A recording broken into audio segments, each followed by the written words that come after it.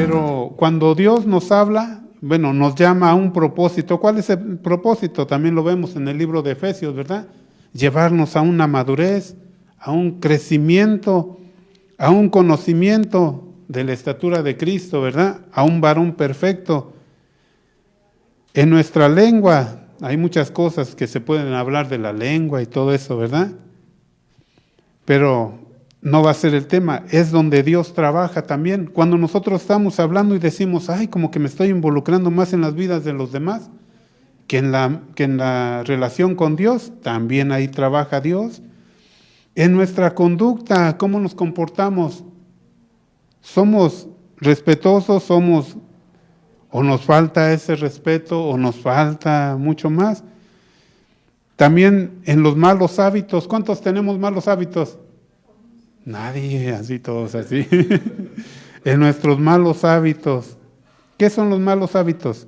Aquellas conductas que uno hace cuando nadie lo ve, ¿verdad?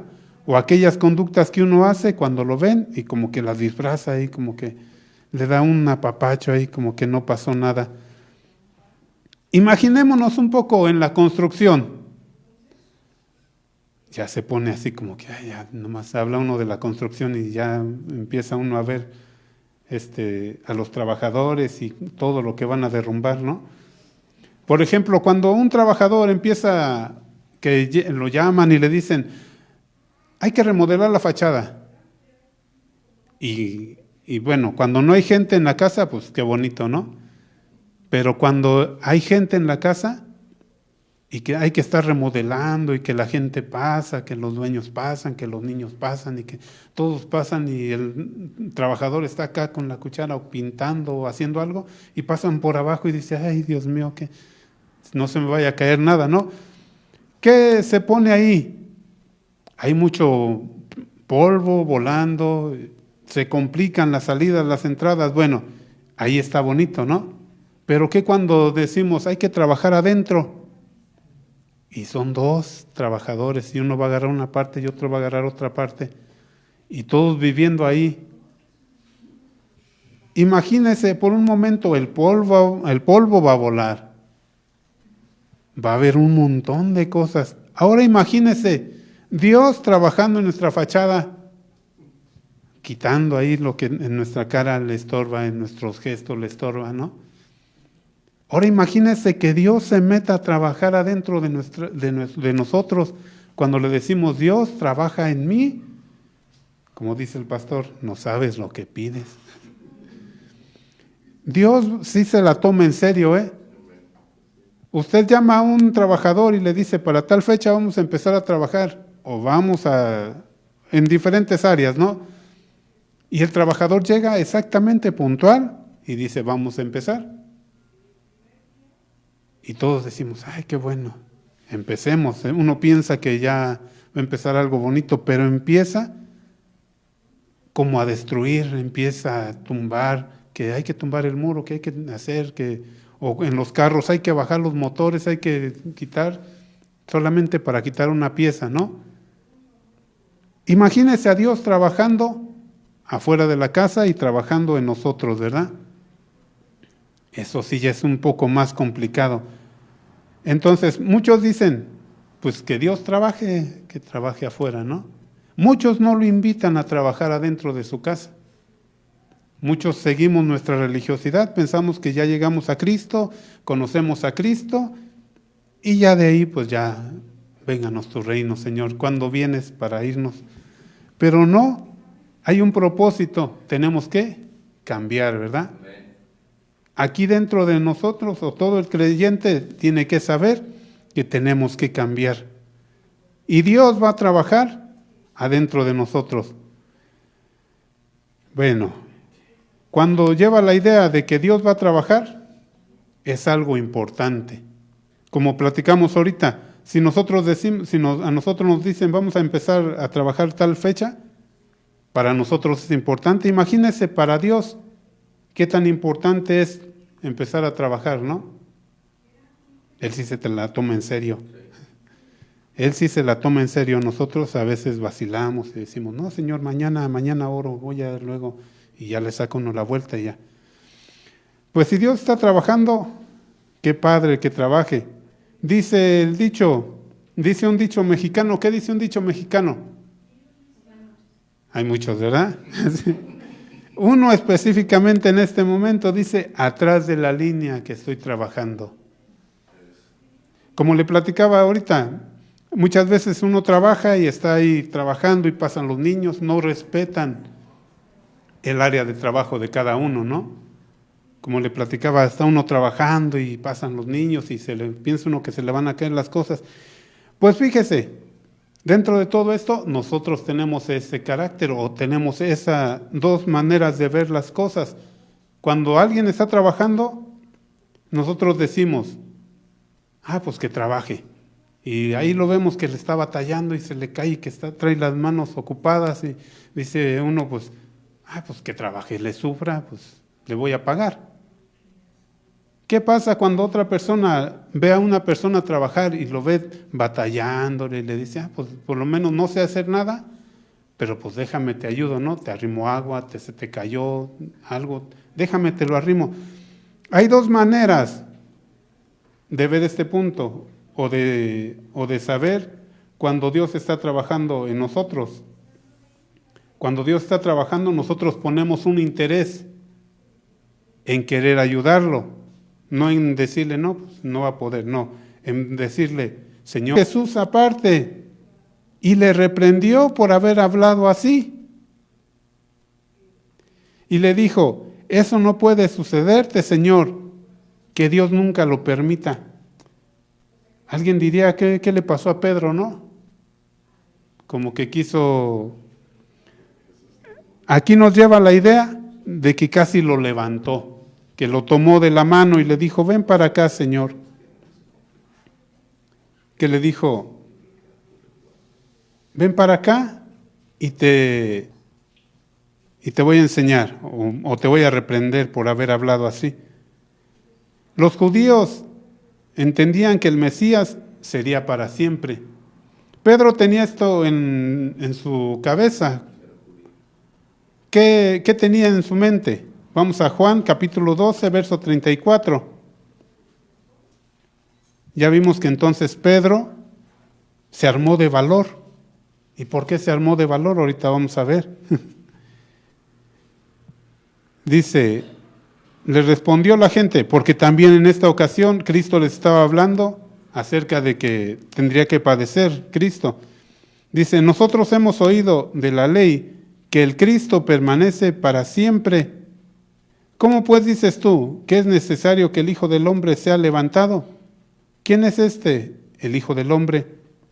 Se fija que los judíos en este momento solamente tenían una parte, contaban con una parte, ¿cuál? El Cristo va a ser eterno.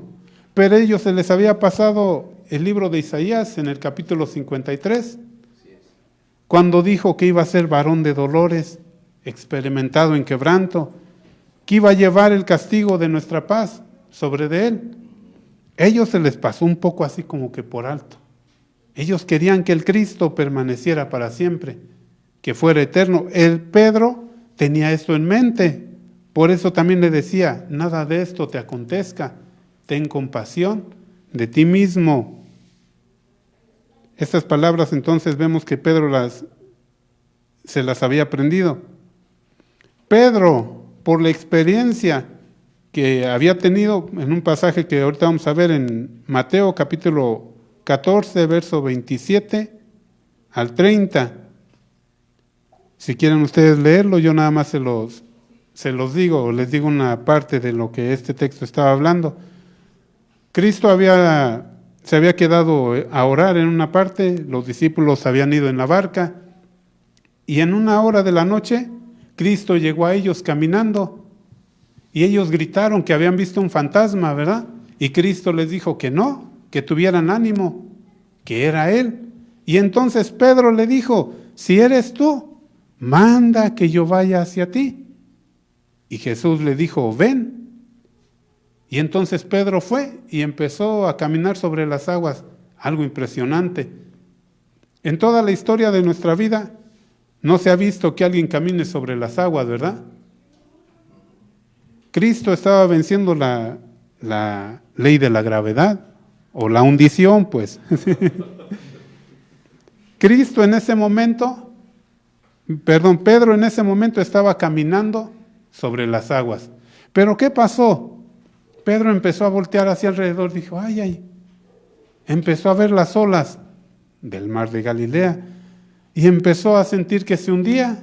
Y pues sí, se hundió y gritó. Y Cristo fue y lo ayudó.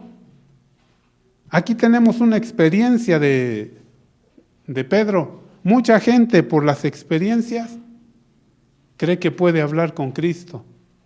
Alguien dijo que una experiencia no cambia tu relación con Dios. Lo que cambia tu relación con Dios es caminar con Cristo, caminar con Dios. Entonces aquí Pedro, vemos que tenía ahora una experiencia, ¿verdad?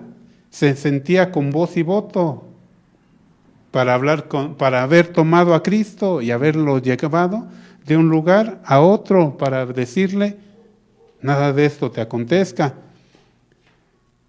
Pedro ahora vemos que ahora tuvo una revelación para poder hablar. Eso lo vamos a ver en Mateo capítulo 16, verso del 13 al 16. Ahora, ¿qué tuvo Pedro? Una revelación, ¿verdad? Ya vimos que tuvo algo que había pasado, algo sobrenatural, como si alguien estuviera orando por él y hubiera caído al piso y tuvo una relación con Dios, ¿no? Ahí algo, experimentó algo, sintió algo, vamos. Pero ese sentir no cambió su corazón. Y aquí vemos a Pedro, ahora, en este otro punto, Jesús le estaba hablando en el verso 13. Viniendo Jesús a la región de Cesarea de Filipos y preguntó a sus discípulos, diciendo, ¿quién dicen los hombres que es el Hijo del Hombre? Imagínense, si a nosotros nos hicieran este examen así, sin decirnos, ahí van las preguntas, ¿no? Ahí va el estudio para que cuando les pregunte ustedes ya sepan qué responder, ¿no? Pero aquí Cristo llegó y les hizo un examen. Les dijo, ¿quién dice la gente que es el Hijo del Hombre? Y pues ya ahí empezaron a decir, verso 14, ellos dijeron, unos dicen, por así decirlo, Juan el Bautista, otros dicen que eres Elías, otros dicen que eres Jeremías o alguno de los profetas. Eso era lo que estaban diciendo. Para hoy en día nosotros nos preguntaran, ¿quién es el Cristo? Diríamos, es mi Salvador, ¿no? Otros dirían, es el Salvador del mundo. Otros dirían, es el gran profeta. Otros dirían, y así vamos acuñándole todos los nombres que ya le han puesto, ¿no? Diría Cristo a nosotros, ¿y ustedes quién dicen que soy? Cuando ya viene el examen, ¿no? Verso 16, respondiendo Simón Pedro dijo, tú eres el Cristo, el Hijo del Dios viviente. Había tenido una revelación, ¿no? Pedro ahora. Ya había tenido una experiencia. ¿Cuál experiencia? De caminar sobre las aguas. Ahora ya había tenido una revelación. Pedro pensaba entonces que por haber tenido esta revelación y esta experiencia, se sentía con la autoridad de decirle a Cristo. Imagínese, es como hoy en día, llega la mamá y empieza a cocinar, ¿no? Y llega el niño o la niña y le dice, ay mamá, lo estás que no vienen de Dios. Tenemos unos pensamientos que por ahí los pescamos, quién sabe dónde, en la radio, en la tele, o qué sé yo, de dónde agarramos tanta creatividad, ¿no? Debemos interesarnos, ya vimos esos dos puntos entonces. Debemos interesarnos por Dios, en lo que Dios está trabajando. ¿Está cambiando Dios nuestro carácter? Tiene que. Tenemos que decirle, Señor, rindo mi vida, ¿para qué? Para que cambies nuestro carácter. Si nosotros como seres humanos, más bien como creyentes, con la nueva naturaleza en Cristo, Solamente vamos a una congregación y nos congregamos y saludamos a todos y qué bonito y ahí tenemos una relación como, o todos nos conocen como que, ay, el hermano habla muy bonito y así. Pero ¿qué cuando nos reflejamos en la palabra de Dios? Que no ha cambiado nuestro carácter, que no ha cambiado nuestro vocabulario o que no han cambiado nuestros malos hábitos, ¿no? Imagínense, estamos batallando con esos pensamientos de niños, por así decirlo. Tenemos pensamientos todavía de aquel tiempo, de cuando estábamos empezando a caminar con Cristo. Cuando ya somos grandes y ya tenemos que pensar en otras cosas, ¿no? Tenemos que pensar en cómo voy a ayudar a mi prójimo, cómo voy a prepararme para ser más eficiente en los caminos de Cristo. ¿Por qué? Porque Dios nos quiere llevar a que lleguemos a la madurez y a la estatura de Cristo, a un varón perfecto, como lo dice en el libro de Efesios. Tenemos que estar atentos y respetuosos cuando alguien está trabajando. Como decíamos hace rato, ¿le puedo ayudar? No sé hacer las cosas, pero ¿le puedo ayudar? Déjenme les digo un secreto. Cuando trabajábamos allá en la otra iglesia, que llegaba el pastor con una coca. Pastor, con una Pepsi. Que llegaba con una Pepsi y que llegaba y que decía, vamos a pintar y todos ya que, ay, pastor, ya nos da hambre. No, vamos a parar de trabajar hasta que... Y ya que acabemos, ya luego comemos. No, pues, era un hombre que estaba interesado en el trabajo. No paraba y eso impactó mi vida, pues, de cómo el pastor iba y nos apoyaba en las labores que teníamos que hacer, en andar pintando, que en andar haciendo muchas cosas. Bien, ¿usted se interesa con alguien que está trabajando en su casa? ¿O no le habla? Ni le dice, siéntate a comer, nomás le dice, pues ya que acabes, ya luego te sales y te vas a comer, ¿no? Tenemos que interesarnos. ¿Por qué? Porque es la manera como nosotros podemos dar o predicar el Evangelio. Imagínese, si aquel hombre con sus carnitas tenía a su cuadrilla de trabajadores, imagínese, ahora nosotros como creyentes tenemos para darle a alguien más y hasta nos pueden pedir un consejo, ¿verdad? Nos pueden decir, oye, ¿cómo ves? Y se acercan y platican. Muchas cosas que podemos hacer si estamos atentos a lo que Dios nos dice, ¿verdad? Cuando Dios está trabajando, está cambiando nuestro carácter, está cambiando todo lo de nosotros. Otro texto, el libro de Eclesiastés, capítulo 11, verso 5. Sí, está antes de Proverbios, creo. O después de Proverbios. Más bien está después de Proverbios. El escritor de Eclesiastés escribió esto, dice, como tú no sabes cuál es el camino del viento y cómo crecen los huesos en el vientre de la mujer encinta, así ignoras la obra de Dios, dice, el cual hace todas las cosas. Como le decía ahorita, hay veces que nosotros ignoramos, muchas veces, nos volvemos muy religiosos y a veces no comprendemos cuando Dios está obrando. Decimos, pasa esto y esto, no, pues pasó por las circunstancias, no pasó porque tenía que pasar y atribuimos a las cosas que pasaron a otras cosas, pero aquí nos dice, como tú sabes cuál es el camino del viento. ¿Alguien sabe para dónde va el viento?